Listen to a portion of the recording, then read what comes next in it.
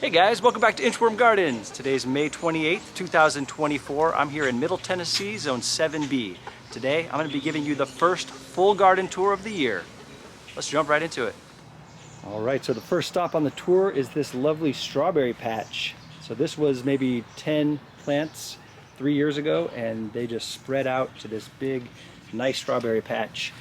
We have been enjoying some fresh fruit, but one thing we are fighting is the pests, specifically slugs. So these sit on the ground and they just get eaten up by slugs. So one thing that I'm doing to combat that is using these little baggies. So I actually come and individually bag any nice big fruit that I see, and that keeps off the slugs, keeps off the birds, and that has been helping. So, you know, this might not be a great solution if you have a huge space, but if you just have a few plants and you want to preserve all the fruit you can, that is a good solution. The new chickens are doing really well. We have 6 new girls. They are not quite laying eggs yet, but they're eating well and they're happy, and we are looking forward to that egg production. Over here is a cilantro that's gone to seed. In case you didn't know, cilantro eventually turns into a spice coriander. Has these little green balls here, and they mature into the seeds that you can save and replant, or you can use them as a spice. And in the meantime, it grows. It really has these great white flowers. So cilantro is an awesome herb. You get to enjoy it at different stages. Here's a nice tomato. This is our sun gold. Putting on a lot of tomatoes. Look how long that tomato truss is. We grew them here in this exact spot last year that did so well. So we're doing a repeat of last year. We'll come around the other side. Over our little bridge here. This is all comfrey.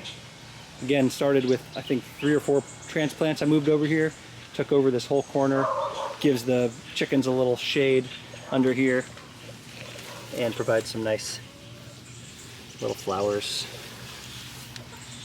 Another good plant to have in the garden.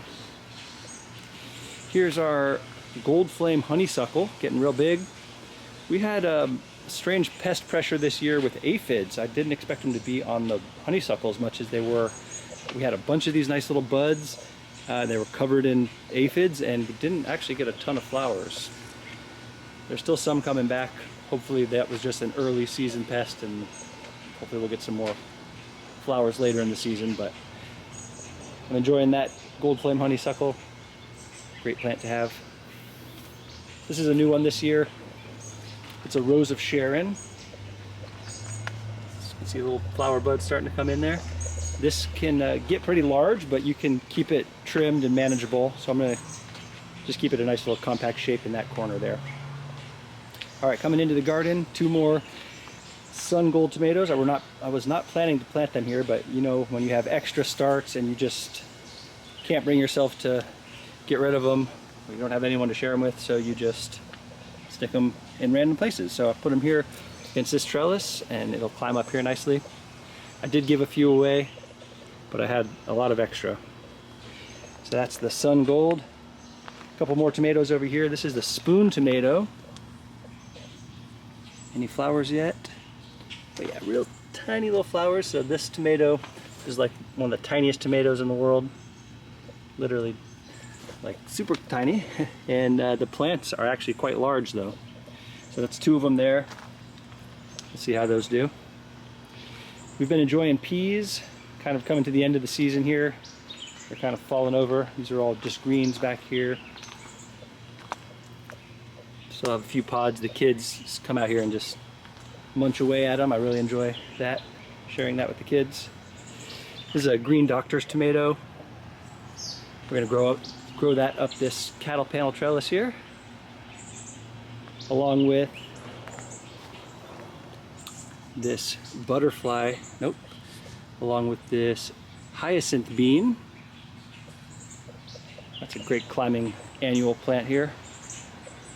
So we're going to get that trellis covered this year. Over here is where I had our honeywort flowers. They're pretty much done for and going to seed now, and they've been replaced by borage, which is a beautiful herb. The bees love it, and these little flowers are edible. They taste like cucumber. Actually very sweet, very nice. The plant is a little pokey, but that's a really nice herb to have. Forage. All right, coming around here, what do we have? Ooh, we got some nice orange milkweed flowering. Host plant to the monarch butterfly, good to have around. Another green doctor's tomato. This little patch is just our annual flowers. Here's a new one for me this year, which are beautiful. Check this out. This is a hollyhock. Wow, look how nice these are. These are just starting to flower. I've not seen them all open like this. That's really nice. And these plants are currently about 6.5 feet tall. You can see all those flower buds on the way. Very pretty. So they have these in a lot of different colors. I'll put the name of this one on the screen. I don't remember what it is, but very, very pretty. Oh, and here's our purple coneflower, Echinacea. Starting to flower. I've been enjoying yarrow for the first time. We planted it last year, did not get any flowers. They came back, and now we have all these little pinks. There's some yellows, some whites. Very pretty.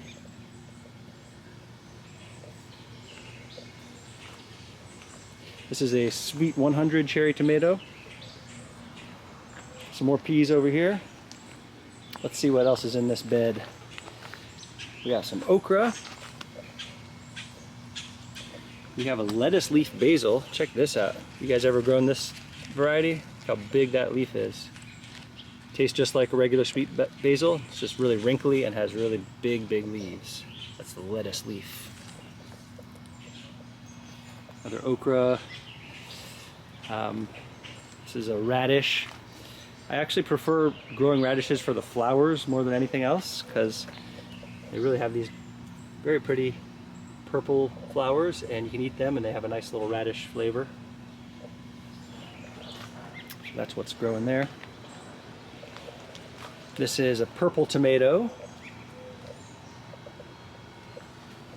This is a nice fennel, bronze fennel, also a host to the swallowtail caterpillar and butterfly, so hoping to see some of those, watch the life cycle happen on this plant, and you can eat it. It has a real nice licorice flavor. Some more of those hollyhocks. This is my cascade hop plant. Growing pretty well. Getting some sort of disease here. I'm not sure what that is, but that's growing pretty fast. Take a step back here to this herb bed. Oregano, sage, thyme. It's so nice to have all these cooking herbs readily available. Some green onion, different kind of thyme that's going to flower. Look at these pretty thyme flowers. This is another thyme variety called Mother of Thyme, which is more ornamental. It spreads out, but still smells really good. And then this, our green stock planter. Really happy with this one. This is a great tool if you have a small space, because you can see, you know, a pretty small footprint. I'm growing 30 different plants in here. Each one of these rings, there's 6 different pockets, and it's stacked 5 high, so that's 30 individual plants. I have peppers, basils. This ball basil is really cool. Mostly basil and peppers. I'm growing what I like to use and eat. Little micro tomato. I think that's the orange hat variety. Here's a spicy saber basil. Cool variety. Some more basil and peppers. So anyway, this is doing really well, this green stock planter. All right, over here where our tomatoes are, we had a random poppy show up. Again, I just can't bring myself to remove these pretty flowers. I'll keep them there. This is a white tomasol tomato, sweetheart cherry. This is a Berkeley tie-dye pink. So interesting what happened here. I planted a different variety here.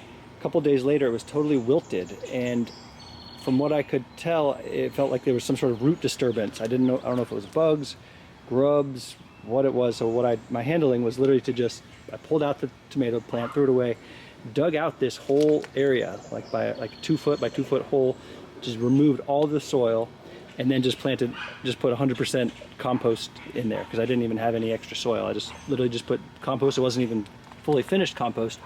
Put it in there, filled that hole back up, and then planted a different tomato in there, and this one is doing great.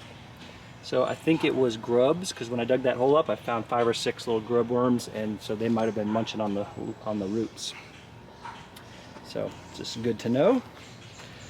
This is a mustard that we really enjoyed, so I'm letting it go to seed to collect those. Love in a Mist, really cool flower. Creates these really funky seed pods. There's a look at the flower itself. I believe this is another purple tomato. Rosella cherry tomato. And another Berkeley tie-dye pink tomato, which looks like a fused blossom. Interesting. So what can happen is 2 or more flowers can actually fuse together and create like a super tomato. Look at that. And it makes it look real funky. And these will grow. A lot of people recommend just taking them off, because the plant's going to put a lot of energy into trying to grow this freak tomato that may or may not turn out well. So I could remove it, but I tend to just let nature run its course, and we'll see what happens. We could get a big, unique looking fruit there. All right, over here, growing something new for the first year. This is a burr gherkin. It's similar to a cucamelon, if you've ever grown those, but it's a little bigger and spikier. So that's what this plant looks like here, the burr gherkin. And then I do have some cucamelons as well, which are these cute little cucumber-like guys, also called mouse melons. Look how tiny it is. Of course, they'll get a little bit bigger than that, but they're a lot of fun. Look like little watermelons. They have a nice cucumber lemony flavor.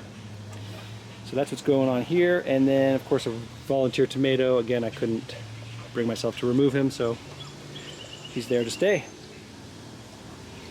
This is the bed that has the cilantro there. And then this is mostly peppers. We have the yellow pequeño pepper, habanada pepper, and a lot of volunteer zinnias that I kept around. I'm growing a lot of mostly like eating peppers, like fresh eating, shishito and Jimmy Nardello. Because in the past I'd grown a lot of hot peppers, which I enjoy, but you know, when you have like 25 super hot peppers, sometimes you don't know what to do with them after making a couple rounds of hot sauce. So I opted for the sweeter, more edible peppers this year. So that's what I got here. Not sure what's going on with this jalapeno. There's some sort of something or other. I'm not sure what that is. If you guys recognize what's going on here, you can let me know. And some more okra. Just starting to flower. Chickens are happy, enjoying this little chicken tower. They sit up here. Nice little place for them to eat, to get some snacks. This is a bloody dock, or sorrel's another name for it. I planted it here so the chickens can have a little snack. Anything within pecking reach they will get at. So, gardening with chickens is awesome. You know, they're fun, and they do provide great eggs once they're at the right age. But you do got to be careful, because they will scratch up and eat up your garden pretty quick. Anything that is within pecking distance is fair game. All right, over here is our poppies. Look at all these beautiful poppy seed heads. Just love the look of these.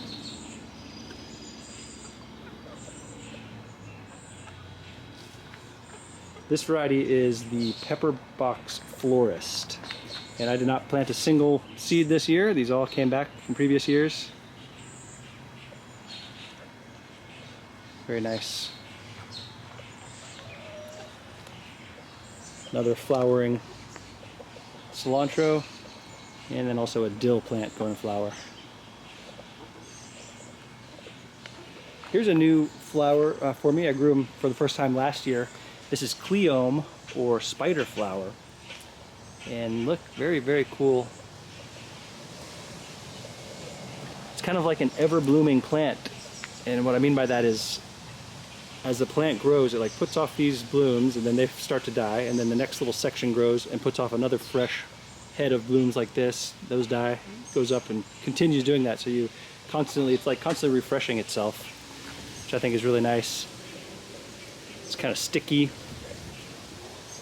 smells good, and look at the shape on these leaves.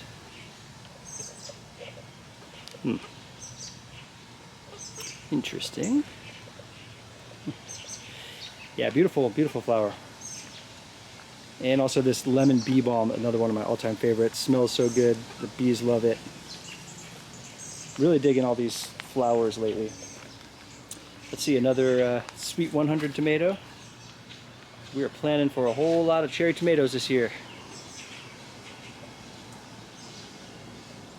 There you go. All right, I'm going to show you guys a couple things I have growing on the side of my house too. Some berries. So the raspberries are in full swing right now. These are a delicious dark purple kind. I don't remember the variety, but I can tell you my favorite raspberry right now are these golden raspberries. Sorry, the sun's a little harsh, but these, it's called a fall double gold raspberry, which means it blooms and sets fruit in the early spring and in the fall, so you get 2 harvests, and they are super sweet, like ultra sweet, and really pretty orange color, and they're just putting out fruit like crazy.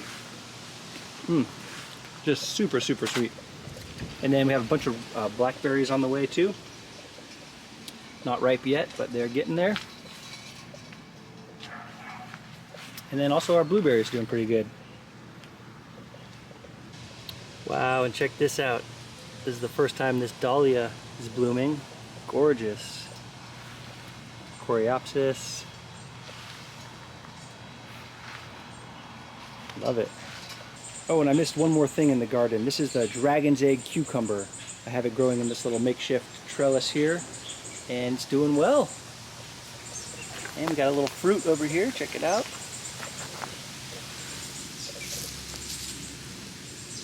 I've never grown this variety before, but it grows like a big, large, white, egg-shaped fruit. So, see how that turns out. All right. And there you go. There's the full garden tour. Thank you guys so much for watching. I hope your garden is growing well. I'll see you again real soon.